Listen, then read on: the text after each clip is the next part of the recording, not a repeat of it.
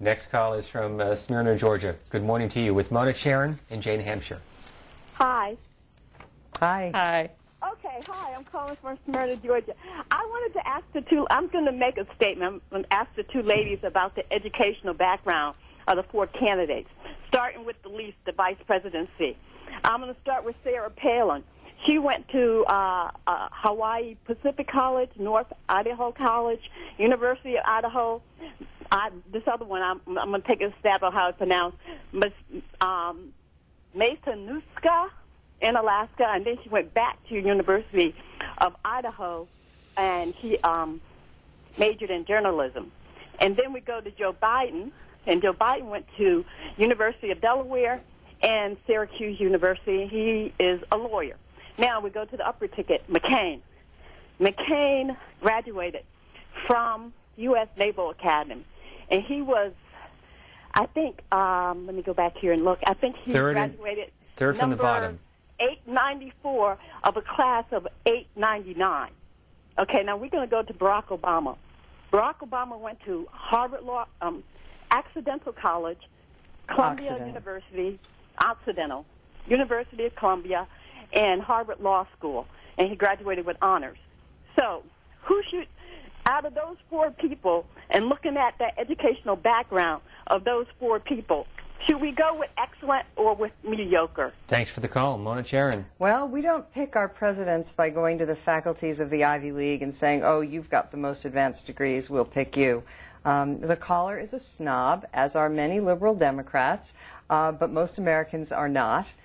Furthermore, if we have to get into the educational attainments of the candidates, we have to mention that Joe Biden, when he was running for president, advertised himself as having been in the top of his law school class, which turned out not to be the case, was convicted of plagiarism as a student. So he doesn't have the most stellar academic career. He committed plagiarism later on as a candidate as well, so it does seem to be a bit of an ingrained habit. But look, there's no question that Barack Obama has sterling credentials as an intellectual, and that's one of the reasons that the people at the Times and the Post and ABC and NBC are so madly in love with him. But he doesn't have executive experience. He doesn't have very much governmental experience. His ideas are out of the 1960s, and so he's a little less thrilling to the rest of us. Dallas, Texas, good morning to you. Yes, hi, good morning. I'd like to start by saying that all these issues do not matter. Sarah Palin, have any experience, abortion, religion. What matters is how we're going to pay for the mess that we are in right now.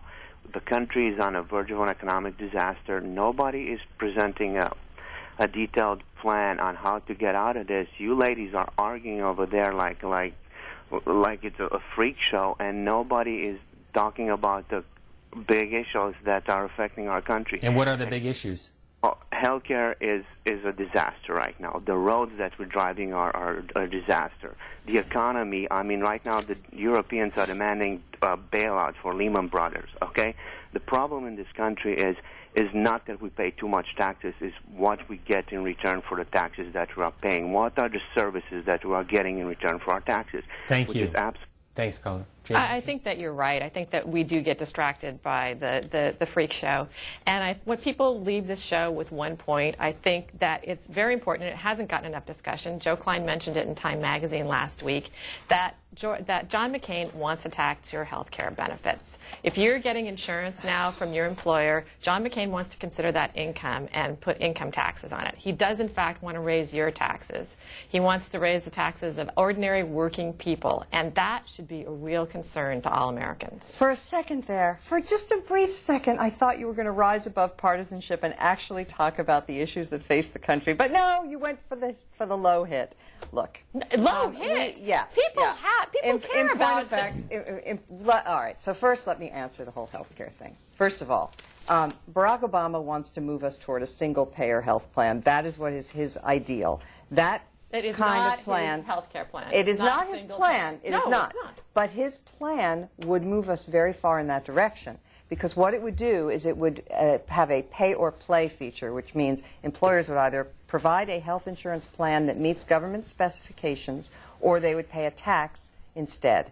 the tax would be lower than the cost of most health care plans. Therefore, most employers would begin to pay the tax rather than provide very expensive health care, which would drive out private insurance and move us all toward a system where it would be Medicare for everyone or a single payer.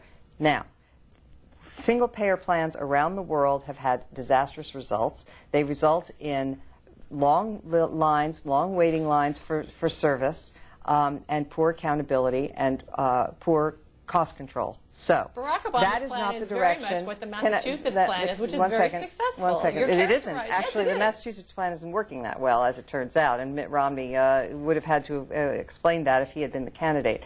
But what McCain is proposing is more of the things that work in the rest of our lives, more competition.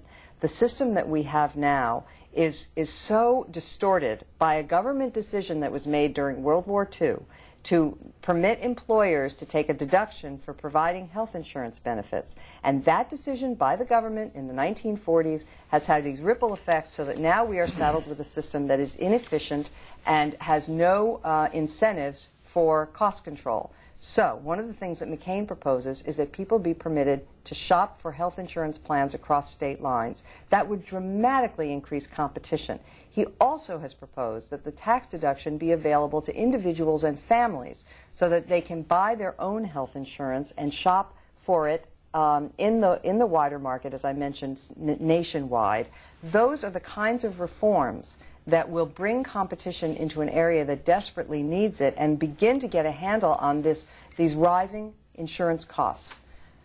Does he want to tax your health insurance benefits that you receive from your employer as income at a cost to most Americans of $2,000 per year? Yes or no?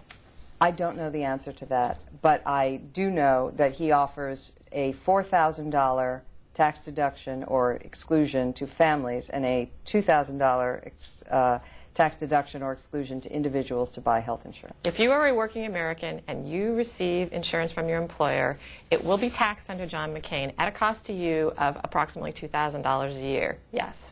Jane Hamsher is the founder of the blog Fire Dog Lake, and Mona Charen, syndicated columnist. Her pieces appear in the Washington Times, also the National Review, among other publications.